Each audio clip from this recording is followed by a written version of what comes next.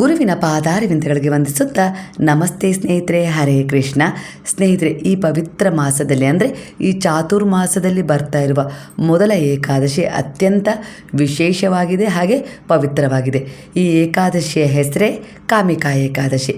ಕೃಷ್ಣ ಪಕ್ಷದಲ್ಲಿ ಬರ್ತಾ ಇರುವ ಈ ಏಕಾದಶಿಯ ತಿಥಿ ಯಾವಾಗ, ಹಾಗೆ ಪಾರಾಯಣ ಸಮಯ ಯಾವಾಗ, ಯಾವ ರೀತಿ ನಾವು ಏಕಾದಶಿ ಆಚರಣೆಯನ್ನು ಮಾಡಬೇಕು, ಉಪವಾಸ ಮಾಡೋದು ಒಳಿತ? ಖಂಡಿತ. ಉಪವಾಸದ ವಿಚಾರಕ್ಕೆ ಬಂದರೆ ಇಲ್ಲಿ ನಾವು ನಮ್ಮ ಒಂದು ಮೋಕ್ಷ ಪ್ರಾಪ್ತಿಗಾಗಿರ್ಬೋದು, ಕರ್ಮಗಳ ಒಂದು ನಿವೃತ್ತಿಗಾಗಿರ್ಬೋದು, ಹಾಗೆ ಒಳ್ಳೆಯದನ್ನು ಪಡ್ಕೊಳ್ಳೋಕ್ಕಾಗಿರ್ಬೋದು, ನಾವೇನೋ ಮಾಡ್ತಿದ್ದೀವಿ ಅಂದರೆ ನಮ್ಮ ಒಂದು ದೇಹದಲ್ಲಿರುವ ಅಂಗಾಂಗಗಳನ್ನು ಕೂಡ ಭಗವಂತನ ಸೇವೆಗೆ ನಾವು ತೊಗೊಂಡು ಹೋಗಬೇಕಂತೆ. ಆವಾಗಲೇ ನಾವು ಎಲ್ಲ ರೀತಿಯಲ್ಲೂ ಅವರಿಗೆ ಸಮರ್ಪಣೆಯಾಗಿ ನಮ್ಮ ಜೀವನದಲ್ಲಿ ನಾವೇನನ್ನಾದರೂ ಪಡ್ಕೊಳ್ಳೋಕ್ಕೆ ಸಾಧ್ಯ ಆಗೋದು. ಹಾಗಾಗಿ ಉಪವಾಸ ಅತಿ ಮುಖ್ಯವಾಗಿರುತ್ತೆ.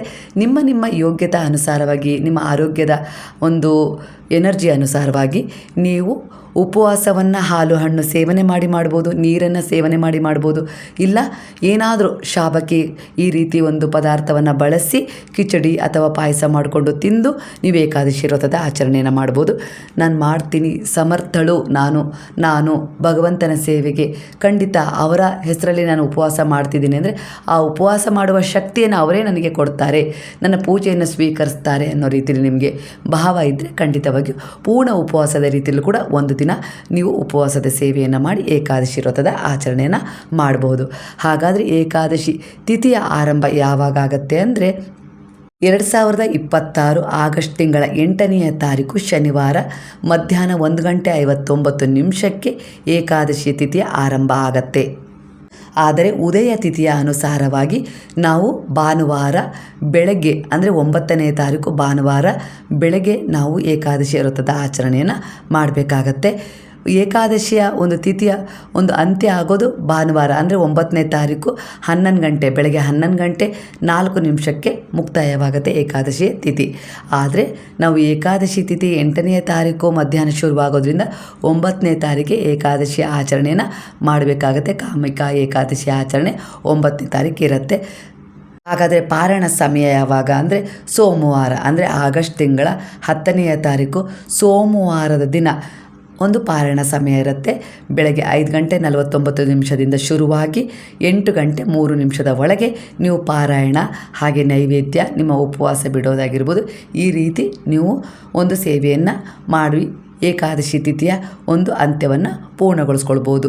ಹಾಗೆ ಈ ದಿನ ಸೋಮವಾರ ಇರೋದ್ರಿಂದ ಈ ದಿನ ನೀವೇನಾದರೂ ವ್ರತ ಮಾಡ್ತಾ ಇದ್ದೀರಾ ಅಂದರೆ ನೀವು ಏಕಾದಶಿಯ ಒಂದು ಸಮಾಪ್ತಿಯನ್ನು ಹೇಗೆ ಮಾಡ್ಕೊಳ್ಬೇಕು ಅಂದರೆ ಭಗವಂತನಿಗೆ ನಾನು ಹೇಳಿರುವ ಸಮಯದಲ್ಲಿ ಪಾರಾಯಣ ಮುಗಿಸ್ಕೊಂಡು ನೈವೇದ್ಯ ಮಾಡಿ ಒಂದು ಕಾಳು ಅನ್ನವನ್ನು ಕೈಯಲ್ಲಿ ಹಿಡಿದು ನಾನು ಏಕಾದಶಿಯ ವ್ರತವನ್ನು ಆಚರಿಸಿದ್ದೆ, ಅದನ್ನು ಪೂರ್ಣಗೊಳಿಸಬೇಕು ಅಂದರೆ ನಾನು ಒಂದು ಅಗಳ ಅನ್ನವನ್ನು ತಿನ್ನೋದ್ರ ಮೂಲಕ ಅದನ್ನು ಪೂರ್ಣಗೊಳಿಸಿ ಮಹಾವಿಷ್ಣುವಿಗೆ ಒಂದು ಕೃತಜ್ಞತೆಯನ್ನು ಸಲ್ಲಿಸ್ತೀನಿ ಅನ್ನೋ ರೀತಿಯಲ್ಲಿ ಹೇಳಿ ನಂತರ ನೀವು ಮತ್ತೆ ಉಪವಾಸದ ಆಚರಣೆಯನ್ನು ಮಾಡ್ಬೋದು. ಏನೂ ತೊಂದರೆ ಇಲ್ಲ. ಸೋಮವಾರ ಯಾವುದಾದ್ರೂ ವ್ರತ ಮಾಡೋರಿದ್ದರೆ ಖಂಡಿತವಾಗಿ ಮುಂದುವರಿಸ್ಬೋದು. ಈ ರೀತಿ ಇರುತ್ತೆ.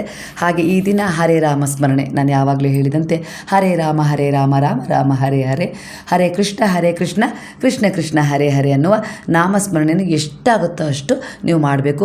ವ್ಯರ್ಥವಾದ ಆಲೋಚನೆ ಬೇಡ. ಅರ್ಥಪೂರ್ಣವಾದ ಜೀವನಕ್ಕೆ ದಾರಿಯಾಗುವ ಆಲೋಚನೆಯನ್ನು ಮಾಡಿ, ಕೆಟ್ಟ ಜನರನ್ನು ಇಗ್ನೋರ್ ಮಾಡಿ, ಕೆಟ್ಟ ಆಲೋಚನೆಗಳನ್ನು ಇಗ್ನೋರ್ ಮಾಡಿ ಭಗವಂತನ ಶರಣದಲ್ಲಿ ನೀವು ಈ ದಿನವನ್ನು ಪೂರ್ಣವಾಗಿ ಕಳೀರಿ. ಸಾತ್ವಿಕ ಆಹಾರವನ್ನು ಸೇವನೆ ಮಾಡಬೇಕು. ಮದ್ಯಪಾನ ಆಗಿರ್ಬೋದು, ಹಾಗೆ ಮಾಂಸ, ಇಂಥದ್ದು ಒಂದು ತಾಮಸಿಕ ಆಹಾರವನ್ನು ನೀವು ತ್ಯಜಿಸಬೇಕಾಗತ್ತೆ. ಈ ದಿನ ಸಾತ್ವಿಕ ಆಹಾರವನ್ನೇ ತಗೊಳ್ಬೇಕು. ಸಾತ್ವಿಕ ಆಲೋಚನೆಗಳನ್ನೇ ಮಾಡಬೇಕು. ಇವತ್ತಿನ ದಿನ ಪೂರ್ಣವಾಗಿ ನೀವು ನಿಮ್ಮ ಆಲೋಚನೆಗಳನ್ನು, ನಿಮ್ಮ ಮನಸ್ಸನ್ನು, ಹೃದಯವನ್ನು ಎಲ್ಲವನ್ನು ಭಗವಂತನ ಪಾದಗಳಿಗೆ ಸಮರ್ಪಣೆ ಮಾಡಿ ನೀವು ಅವರಿಗೆ ಸೇವೆಯನ್ನು ಮಾಡಬೇಕಾಗತ್ತೆ. ಚಾತುರ್ಮಾಸದಲ್ಲಿ ಬರುವ ಈ ಕಾಮಿಕಾ ಏಕಾದಶಿಯನ್ನು ಆಚರಣೆ ಮಾಡೋದ್ರಿಂದ ಗುರುವಿನ ಅನುಗ್ರಹದ ಜೊತೆ ಗುರುವಿನ ಬಲ ಸಿಗುತ್ತೆ. ಯಾಕಂದರೆ ಚಾತುರ್ಮಾಸದಲ್ಲಿ ಏನಾದರೂ ಸಾಧನೆ ಮಾಡಲಿಕ್ಕೆ, ನಾಮಸ್ಮರಣೆ ಮಾಡಲಿಕ್ಕೆ, ಜಪ ಮಾಡಲಿಕ್ಕೆ ಹೇಳಿ ಮಾಡಿಸಿದ ಸುವರ್ಣ ಅವಕಾಶದಲ್ಲಿ ನಾವು ಮಾಡುವ ಒಂದು ಪೂಜೆ ಆಗಿರ್ಬೋದು, ವ್ರತ ಆಗಿರ್ಬೋದು, ಒಂದು ಪಾಲನೆ ಆಗಿರ್ಬೋದು, ನಾಮಸ್ಮರಣೆ ಆಗಿರ್ಬೋದು, ಜಪ ಆಗಿರ್ಬೋದು, ತಪ ಆಗಿರ್ಬೋದು, ಒಳ್ಳೆಯ ಉದ್ದೇಶದ ಕರ್ಮಗಳಾಗಿರ್ಬೋದು, ನಿಮ್ಮ ಜೀವನದಲ್ಲಿರುವ ಅನೇಕ ರೀತಿಯ ತೊಂದರೆ ತಾಪತ್ರಯಗಳನ್ನು ದೂರ ಮಾಡಿ ಪಾಪಗಳನ್ನು ಕೂಡ ಕಳ್ಕೊಳ್ಳೋಕ್ಕೆ ದಾರಿ ಮಾಡಿಕೊಡೋದ್ರ ಜೊತೆಗೆ ನೀವೇನು ಅಂದ್ಕೊಂಡಿದ್ರೋ ಆ ಸಾಧನೆಯ ದಡವನ್ನು ನಿಮಗೆ ತಲುಪಿಸಲಿಕ್ಕೆ ಭಗವಂತನ ಆಶೀರ್ವಾದ, ಕೃಪೆ ಸಹಾಯ ಮಾಡುತ್ತೆ. ಎಂದಿನಂತೆ ಪ್ರಾತಃ ಕಾಲದಲ್ಲಿ ಎದ್ದು ಭಗವಂತನ ನಾಮಸ್ಮರಣೆಯೊಂದಿಗೆ ಈ ದಿನ ನಾನು ನನ್ನ ಯೋಗ್ಯತಾ ಅನುಸಾರವಾಗಿ ಭಕ್ತಿಯ ಅನುಸಾರವಾಗಿ ಯಥಾಭಕ್ತಿಯ ಅನುಸಾರವಾಗಿ ನಾನು ನಿಮ್ಮ ಸೇವೆಯನ್ನು ಮಾಡಬೇಕು ಅಂತೇಳಿ ಸಂಕಲ್ಪ ಮಾಡಿದ್ದೀನಿ ತಂದೆ. ನನ್ನಿಂದ ಆಗುತ್ತೋ ಇಲ್ಲೋ ನನಗೆ ಗೊತ್ತಿಲ್ಲ, ಆದರೆ ನಿಮ್ಮ ಶರಣದಲ್ಲಿ ಬಂದಿದ್ದೀನಿ ಒಂದು ಸಂಕಲ್ಪವನ್ನು ಇಟ್ಕೊಂಡು. ಹಾಗಾಗಿ ನನಗೆ ನಿಮ್ಮ ಸೇವೆಯನ್ನು ಮಾಡಲಿಕ್ಕೆ ಒಂದು ಅವಕಾಶವನ್ನು ಕೊಡಿ ಅನ್ನೋ ರೀತಿಯಲ್ಲಿ ಪ್ರಾರ್ಥನೆಯನ್ನು ಮಾಡಿಕೊಂಡು ದಿನವನ್ನು ಆರಂಭ ಮಾಡಿ ಸರಳವಾಗಿ ಭಕ್ತಿಯಿಂದ ಪೂಜೆಯನ್ನು ಮಾಡಿಕೊಂಡು ಒಂದು ನೈವೇದ್ಯವನ್ನು ಸಮರ್ಪಣೆ ಮಾಡಿ ನೀವು ಈ ದಿನ ವ್ರತದ ಆಚರಣೆಯನ್ನು ಮಾಡಬೇಕು ಉಪವಾಸವಿದ್ದು. ಹಾಗೆ 2 ತುಪ್ಪದ ದೀಪ ಇಲ್ಲ ಕೊಬ್ಬರೆಣ್ಣೆಯ ದೀಪವನ್ನು ತುಳಸಿಯ ಬೃಂದಾವನದ ಎದುರಿಗೆ ಬೆಳಗಿಸ್ಬೇಕು. ತುಳಸಿ ಮಾತೆ ನಿಮ್ಮ ಮನೆಯನ್ನು ನಿಮ್ಮ ಮನಸ್ಥಿತಿಯನ್ನು ಒಂದು ನಕಾರಾತ್ಮಕ ಎನರ್ಜಿಯಿಂದ ಕಾಪಾಡ್ತಾಳೆ. ಹಾಗಾಗಿ ಈ ದಿನ ತುಳಸಿ ದೇವಿ ಕೂಡ ಏಕಾದಶಿ ವ್ರತದ ಆಚರಣೆಯಲ್ಲಿರೋದ್ರಿಂದ ಈ ದಿನ ತುಳಸಿಯನ್ನು ಕೊಯ್ಯಬಾರ್ದು. ಪೂಜೆಯನ್ನು ಮಾಡಿ ತುಪ್ಪದ ಆರತಿಯನ್ನು ಬೆಳಗಿ ಹಾಗೆ ಪ್ರಾರ್ಥನೆಯನ್ನು ಮಾಡ್ಕೊಳ್ಳಿ, ತುಂಬ ಒಳ್ಳೆಯದಾಗತ್ತೆ. ತುಳಸಿಯನ್ನು 1-2 ದಿನದ ಮೊದಲೇ ಕೊಯ್ದು ಎತ್ತಿಟ್ಕೊಳ್ಳಿ. ಪಾರಾಯಣ ಸಮಯದಲ್ಲಿ ನಿಮ್ಮ ಮನೆಯಲ್ಲಿ ಏನು ಬೆಳಗ್ಗೆ ಎದ್ದು ಒಂದು ಅನ್ನ ಸಾಂಬಾರು ಮಾಡ್ತಿರೋ ಇಲ್ಲ ಒಂದು ಪಾಯಸ ಮಾಡ್ತಿರೋ ಅದಕ್ಕೆ ಒಂದು ತುಳಸಿಯ ದಳವನ್ನು ಇಟ್ಟು ಅದನ್ನು ಗುರುವಿಗೆ ಅಂದರೆ ಭಗವಂತನಿಗೆ ಸಮರ್ಪಣೆ ಮಾಡಿ ನೀವು ವ್ರತದ ಪ್ರಾರಂಭ ಮಾಡಿದ್ರಲ್ಲ ಅದರ ಒಂದು ಸಮಾಪ್ತಿಯನ್ನು ಮಾಡಿಕೊಂಡು ಆ ಅನ್ನವನ್ನು ನೀವು ಊಟ ಮಾಡಬೇಕು. ಅದಕ್ಕಿಂತ ಮೊದಲು ಯಾರಿಗಾದರೂ ದಾನ ಧರ್ಮದ ಸೇವೆಯನ್ನು ಮಾಡಬೇಕು. ಬ್ರಾಹ್ಮಣರಿಗೆ ಕೊಡ್ಬೋದು, ಭಿಕ್ಷುಕರಿಗೆ ಕೊಡ್ಬೋದು. ಏನೋ ನಿಮ್ಮ ಕೈಲಾದ ಒಂದು 11 ರೂಪಾಯಿನೋ 101 ರೂಪಾಯಿನೋ ಸ್ವಲ್ಪ ಅಕ್ಕಿನೋ ಬೇಳೆನೋ ಎತ್ತಿಡ್ತಿರಲ್ಲ ಅದನ್ನು ಯಾರಿಗಾದರೂ ನಿರ್ಗತಿಕರಿಗೆ ಕೊಟ್ಟರೆ ಇದು ದಾನ ಧರ್ಮದ ಸೇವೆ ಆಗುತ್ತೆ. ಇದು ಯಾವುದೂ ಆಗೋದಿಲ್ಲ. ನಿಮ್ಮ ಕೈಯಲ್ಲಿ ಒಂದು ಮುಷ್ಟಿಯ ಕಾಳುಗಳನ್ನು ತೆಗೆದು ಪಕ್ಷಿಗಳಿಗೆ ಕೊಟ್ಟರೂ ಕೂಡ ಅದು ದಾನದ ಸೇವೆ ಆಗಿರುತ್ತೆ. ಈ ರೀತಿ ಏಕಾದಶಿ ವ್ರತದ ಆಚರಣೆಯನ್ನು ಮಾಡಿಕೊಳ್ಳಿ, ಪೂರ್ಣ ಫಲ ಸಿಗುತ್ತೆ. ಕಾಮಿಕಾ ಏಕಾದಶಿಯ ಆಚರಣೆಯಿಂದ ನಿಮ್ಮ ಜೀವನದಲ್ಲಿರುವ ಅನೇಕ ರೀತಿಯ ಸಮಸ್ಯೆಗಳಿಂದ ಹೊರಗೆ ಬರ್ತೀರ.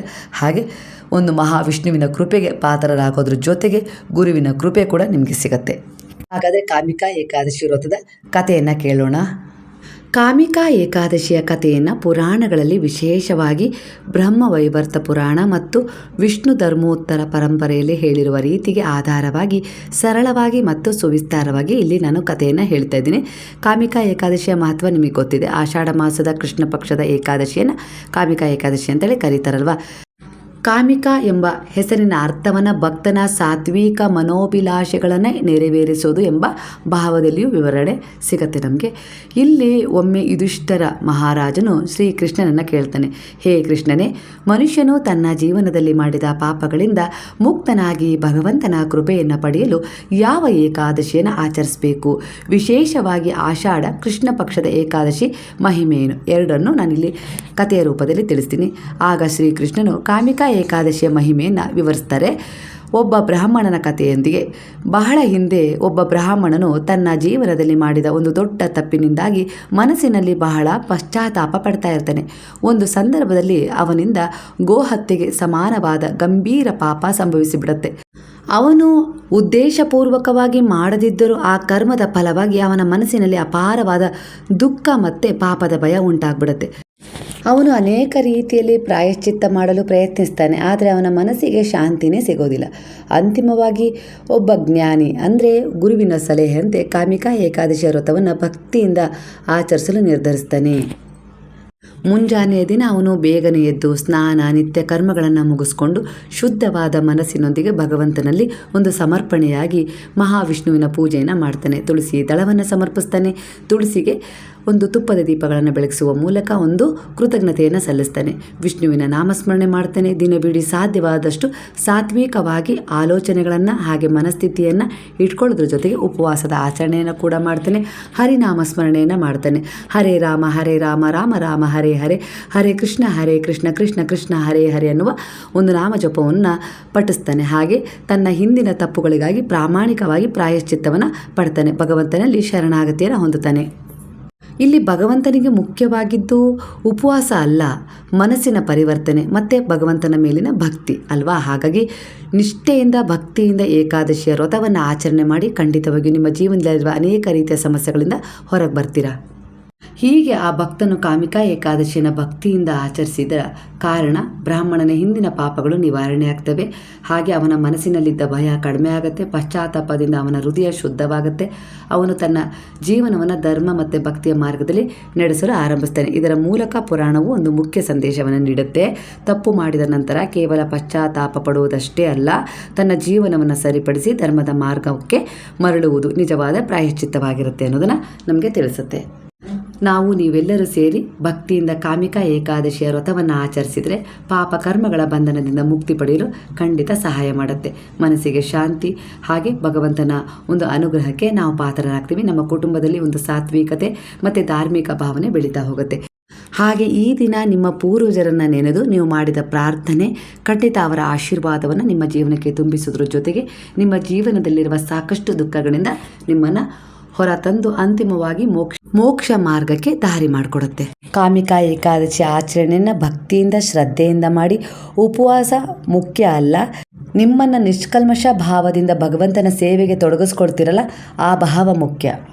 ಮತ್ತೆ ಎಲ್ಲರಿಗೂ ಈ ಆಷಾಢ ಮಾಸದಲ್ಲಿ ಬರ್ತಾ ಇರುವ ಕಾಮಿಕಾ ಏಕಾದಶಿಯ ಹಾರ್ದಿಕ ಶುಭಾಶಯಗಳು.